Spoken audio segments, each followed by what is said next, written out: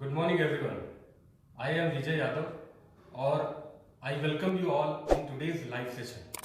आज हम बात करेंगे आयुष शांति प्रोस्टेट केयर के बारे में, प्रोस्टेट हेल्थ के बारे में और प्रोस्टेट इनलार्जमेंट में जितने भी चैलेंजेस होते हैं उनके बारे में, और हम आपकी क्वेरीज को भी एड्रेस करेंगे जो आप लोगों ने हमारे साथ शेयर किया था। तो आइए शुरू करते हैं और जानते हैं व्हाट इज प्रोस्टेट ग्लैंड। ये प्रोस्टेट ग्लैंड होती क्या है? The prostate is a part of male reproductive system. It is a gland which is located underneath the bladder and is about the size of chest nut. Prostate gland male reproductive system का part होती है और ये bladder के नीचे located होती है। इसका साइज सिंघाड़े के साइज के बराबर होता है और it surrounds the urethra. Urethra जिसको यूरिनल ट्यूब भी कहा जाता है और ये यूरिन कैरी करता है ब्लैडर से। जैसा कि आप यहाँ पे इस पिक्चर में देख सकते हैं, ये प्रोस्टेट है, प्रोस्टेट ग्लैंड, और इसके बीच से यूरिनल ट्यूब जा रही है। और आप ये अंदाजा लगा सकते हैं कि प्रोस्टेट ग्लैंड का साइज जब बड़ा होगा तो यूरेथ्रा और यूरिनल ट्यूब नैरो हो जाएगी और इसकी वजह से बहुत सारे प्रोस्टेट से रिलेटेड सिम्टम्स होते हैं। तो मुझे उम्मीद है कि आपको प्रोस्टेट के बारे में समझ में आया होगा कि ये प्रोस्टेट ग्लैंड होती क्या है। अगर आपको क्वेरी है तो आप जो है टाइप करके बता सकते हैं कि प्रोस्टेट के बारे में एक बार और रिपीट करिए।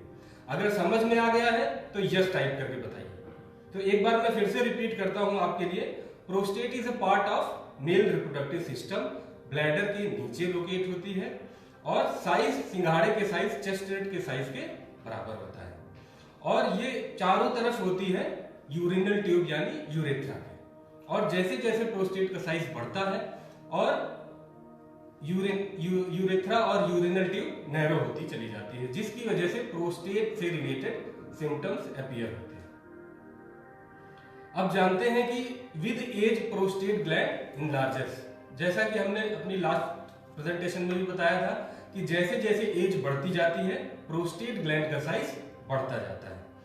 आइए जानते हैं प्रिविलेंस क्या है, प्रोस्टेट इनलार्जमेंट का प्रिविलेंस कितना है। भारत में इसका प्रिविलेंस है the prevalence of benign prostatic hyperplasia. Prostate enlargement को बिनाइन प्रोस्टेटिक हाइपरप्लेसिया भी बोलते हैं और 40 साल के बाद इसका साइज बढ़ने लगता है और 50 साल तक बढ़ते बढ़ते इसका साइज ज्यादा बड़ा हो जाता है, जिसकी वजह से हमें बहुत सारे कॉम्प्लिकेशंस आते हैं। और अगर हम देखें, बहुत ही इंपॉर्टेंट पॉइंट है ये वाला कि 8 out of 10 men, almost 80% men are suffering from enlarged prostate। तो ये बहुत ही इंपॉर्टेंट डेटा है बिकॉज मेल्स में 80% मेल्स को प्रोस्टेट इनलार्जमेंट की प्रॉब्लम होती है। आइए जानते हैं ऐसे कौन से लोग हैं जिनको प्रोस्टेट इनलार्जमेंट होने की पॉसिबिलिटी ज्यादा होती है। जैसे पीपल सफरिंग फ्रॉम हाइपरटेंशन, जिनको हार्ट से रिलेटेड डिजीज होती है, डायबिटीज जिनका ब्लड शुगर लेवल हाई या लो होता है, ओबेसिटी जिनको मोटापा होता है, उन लोगों को प्रोस्टेट इनलार्जमेंट होने की पॉसिबिलिटी ज्यादा होती है। People who are living an inactive lifestyle. Inactive lifestyle का मतलब ये होता है कि जिसको ऑफिस में 8 से 10 घंटे बैठते हैं, एक्सरसाइज नहीं करते हैं, इस तरह की लाइफस्टाइल को इनएक्टिव लाइफस्टाइल बोला जाता है। और एक और इंपॉर्टेंट पॉइंट है यहाँ पे, people those who have the family history of prostate enlargement. अगर फैमिली में किसी को प्रोस्टेट इनलार्जमेंट की प्रॉब्लम थी या है तो पॉसिबिलिटी बहुत ज़्यादा है कि हमको या हमारी फैमिली में किसी को प्रोस्टेट इनलार्जमेंट हो सकता है। तो ये ऐसे कुछ पॉइंट्स मैंने अभी बताए जिनकी जो लोग प्रोस्टेट इनलार्जमेंट होने की पॉसिबिलिटी से ज़्यादा डरते हैं। आइए जानते हैं ऐसे कौन से सिम्टम्स हैं people suffering from enlarge prostate experience. ये कुछ ऐसे सिम्टम्स मैं बताने जा रहा हूँ जो प्रोस्टेट इनलार्जमेंट के केसेस में होते हैं। फ्रीक्वेंट अर्ज टू यूरिनेट, बार बार यूरिनेट करने के लिए जाना, बार बार वॉशरूम की तरफ जाना और यूरिन करना। वीक और स्लो यूरिन फ्लो, अगर फ्लो वीक है या स्लो है तो दिस इज आल्सो एक सिम्टम्स है प्रोस्टेट इनलार्जमेंट का। Feeling that bladder has not fully emptied. इस पॉइंट पे मैं ये कहना चाहता हूं कि हम 1-2 बार वॉशरूम जा चुके हैं, उसके बाद भी ये फीलिंग होना कि ब्लैडर कंप्लीटली एम्प्टी नहीं हुआ है। Trouble starting a urine stream, urine start करने में प्रॉब्लम होती है। Passing urine often especially at nights, ये बहुत ही इंपॉर्टेंट पॉइंट है। बार बार रात में वॉशरूम करने के लिए जाना, इस वजह से हमारी नींद भी पूरी कंप्लीट नहीं होती है और नेक्स्ट डे जो है बहुत ही डिस्टर्बिंग रहता है। हम लोग अनेबल टू फोकस हो जाते हैं, we unable to focus on our regular work. और इमेजिन करिए जिसको ये रेगुलरली हो रहा है उसके लिए बहुत ही डिस्टर्बिंग हो जाता है। Stopping and starting again several times while passing urine, while urination रुकना और स्टार्ट होना एक बहुत ही कॉमन प्रॉब्लम है प्रोस्टेट इनलार्जमेंट के केसेस में। तो उम्मीद है अभी तक आप लोगों को समझ में आया होगा। अगर कोई चीज आपको रिपीट करवानी है तो आप प्लीज कमेंट सेक्शन में टाइप करिए। अब जानते हैं ऐसे कौन से ऐसे ट्रीटमेंट होते हैं जो कि प्रोस्टेट इनलार्जमेंट के केसेस में लिए जाते हैं। Number 1, medication. कुछ ऐसी दवाइयां हैं जिनको ट्रीटमेंट के रूप में प्रोस्टेट इनलार्जमेंट के केसेस में लिया जाता है, जैसे टैम्सुलोसिन, अल्फाजोसिन और कुछ और ऐसी मेडिसिन हैं। लेकिन इनके साइड इफेक्ट्स प्रोफाइल बहुत ज्यादा होती है। कभी कभी इनकी साइड इफेक्ट्स प्रोफाइल इतनी ज्यादा होती है कि ट्रीटमेंट को रोकना पड़ता है। दूसरा ऑप्शन होता है मिनिमली इन्वेजिव प्रोसीजर। इसमें क्या होता है, इसमें हीट वेव्स के द्वारा प्रोस्टेट के साइज को कम किया जाता है। और नेक्स्ट ऑप्शन है सर्जरी, ऑपरेशन किया जाता है और बढ़े हुए प्रोस्टेट को निकाल दिया जाता है। तो आइए जानते हैं चैलेंजेस क्या है। जो अभी हमने ट्रीटमेंट ऑप्शंस के बारे में बात किया, उनके चैलेंजेस कौन कौन से होते हैं। मेडिकेशन के केसेस में ड्राउजीनेस, दिन भर नींद आती रहती है, हेडेक रहता है, डिजीनेस, वीकनेस रहती है। मिनिमल इन्वेजिव सर्जरी के केसेस में जैसे name itself is very clear कि इसमें रिस्क ऑफ एनेस्थीसिया होता है, ब्लीडिंग होती है, इन्फेक्शन होता है और बहुत ही एक्सपेंसिव थेरेपी होती है, एक्सपेंसिव ट्रीटमेंट होता है, पेनफुल भी होता है।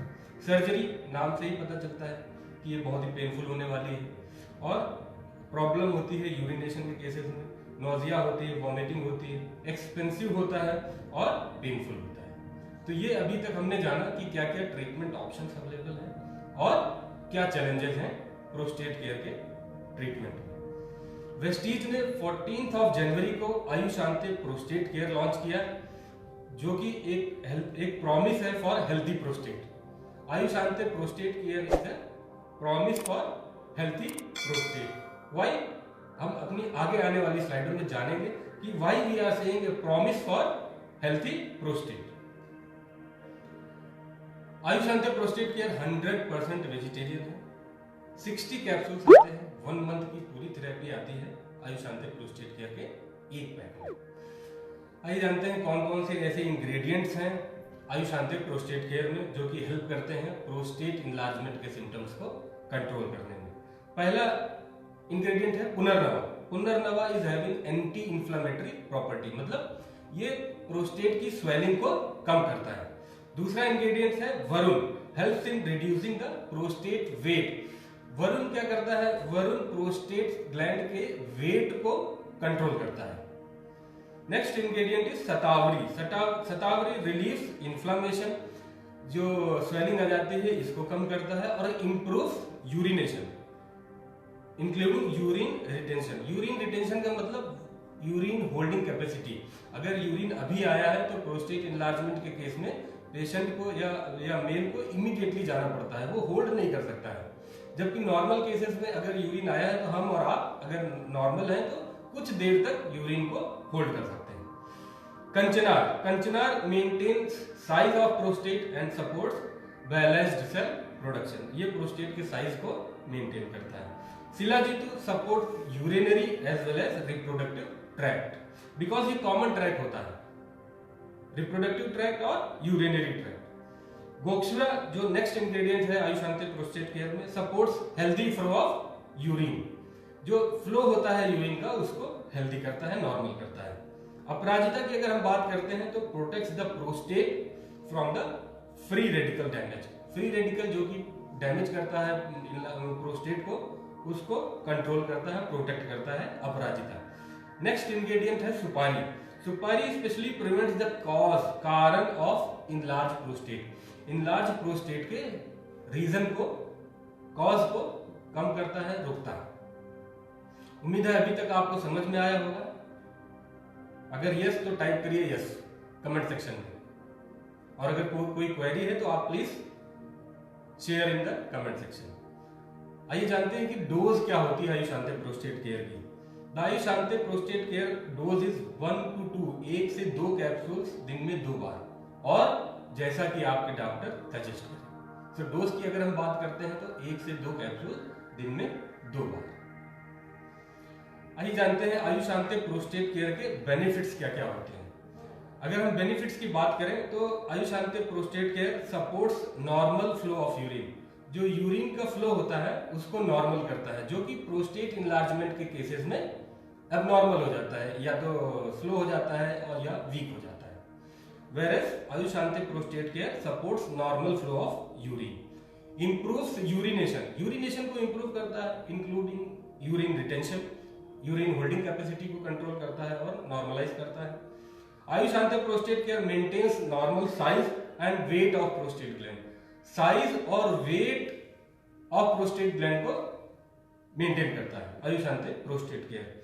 Ayushante prostate care prevents further progression, अगर किसी का प्रोस्टेट ग्लैंड इनलार्ज हो गया है, बढ़ गया है, तो अगर आयुषांते प्रोस्टेट केयर लेना शुरू किया तो उसके आगे बढ़ने को रोकता है, वहीं पे कंट्रोल कर देता है, उससे आगे नहीं बढ़ेगा वो एटलीस्ट। प्रोस्टेट आयुषांते प्रोस्टेट केयर के और भी बेनिफिट्स हैं, जैसे इंप्रूव्स क्वालिटी ऑफ लाइफ। कैसे करता है क्वालिटी ऑफ लाइफ इंप्रूव?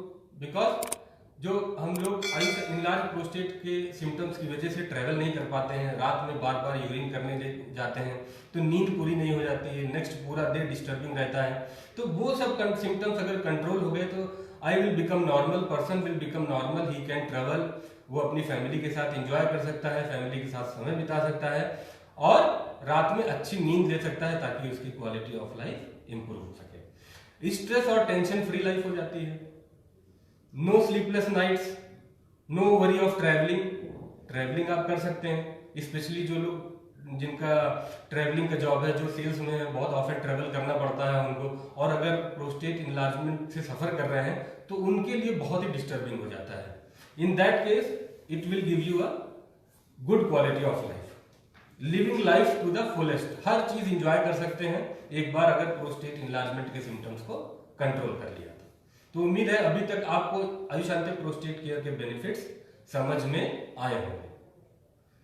आइए जानते हैं हमारी और आपकी रिस्पॉन्सिबिलिटी क्या है, क्योंकि ये जो डिजीज है प्रोस्टेट इनलार्जमेंट की, ये तो मेनली 40 या 50 साल के बाद ही होती है। हमारी और आपकी क्या रिस्पॉन्सिबिलिटी है?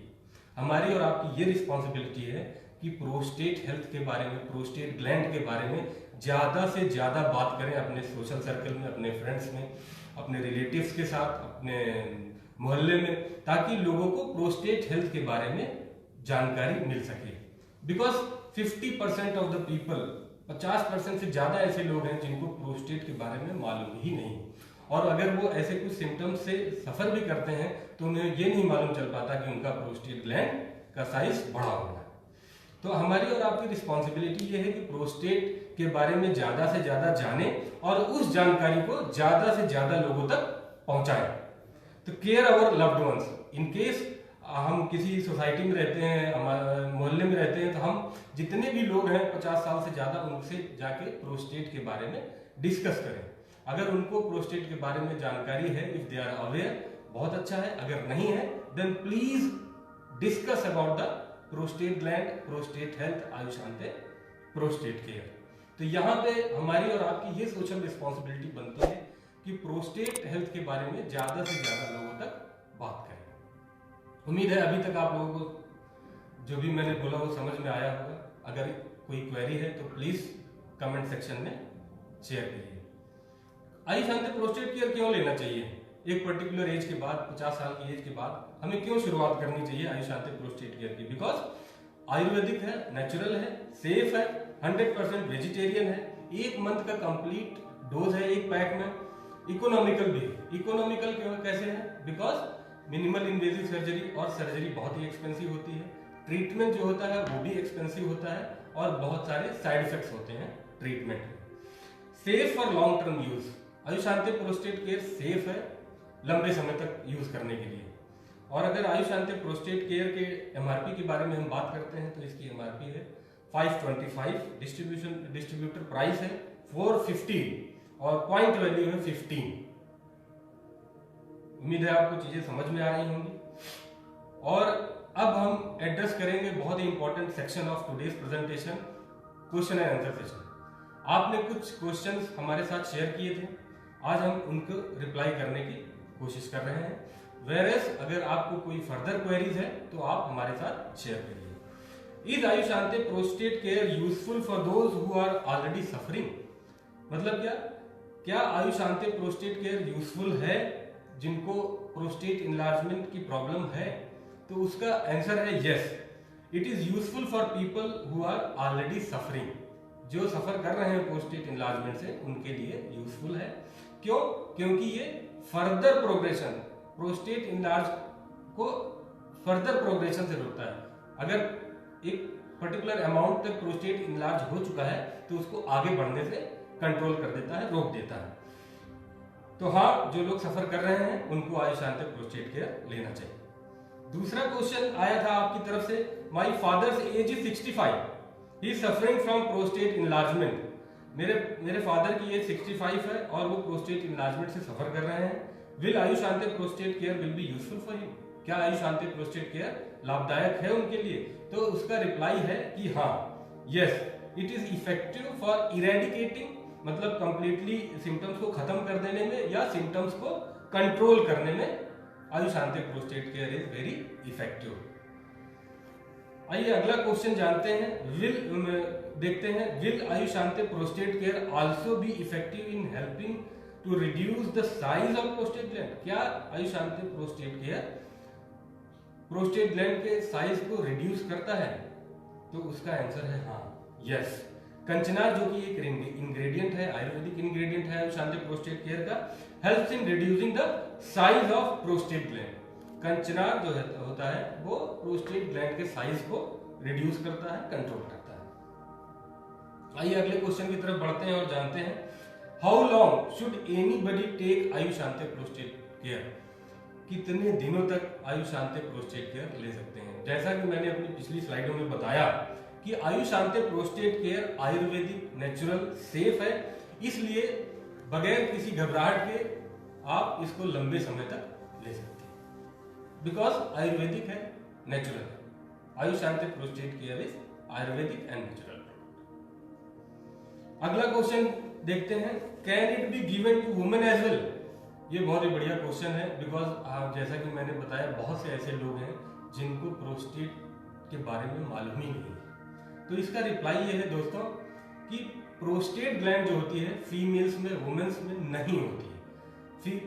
प्रोस्टेट ग्लैंड सिर्फ मेल बॉडी में पाई जाती है, फीमेल्स में नहीं पाई जाती, इसलिए फीमेल्स को इसका कोई भी इफेक्ट नहीं पड़ेगा। How many times in a day should it be taken? मतलब दिन में कितनी बार लेना चाहिए आयुषांते प्रोस्टेट केयर? जैसा कि मैंने बताया, the dose of Ayushante prostate care is 1 to 2 capsules दिन में 2 बार, 1 से 2 कैप्सूल्स दिन में 2 बार, और जैसा कि आपके डॉक्टर या फिजिशियन रिकमेंड करें। Can it be taken after prostate operation? क्या मतलब हुआ इसका? क्या आयुषांते प्रोस्टेट केयर सर्जरी या ऑपरेशन के बाद ले सकते हैं? तो उसका आंसर है हाँ, आयुषांते प्रोस्टेट केयर सर्जरी या ऑपरेशन के बाद ले सकते हैं, बिकॉज पॉसिबिलिटी बहुत ज्यादा होती है कि after operation, after surgery also prostate gland का साइज बढ़ेगा। तो अगर सर्जरी करा ली है किसी ने, उसके बाद भी अगर आयुषांते प्रोस्टेट केयर ले रहे हैं तो आपके प्रोस्टेट ग्लैंड के साइज को मेंटेन रखेगा, कंट्रोल में रखेगा। उम्मीद है अभी तक आपको चीजें समझ में आ रही हैं। Can a person suffering from diabetes? जिन लोगों को डायबिटीज है, हार्ट से रिलेटेड कोई इश्यूज हैं, ओबेसिटी, मोटापा है, क्या वो आयुषांते प्रोस्टेट केयर ले सकते हैं?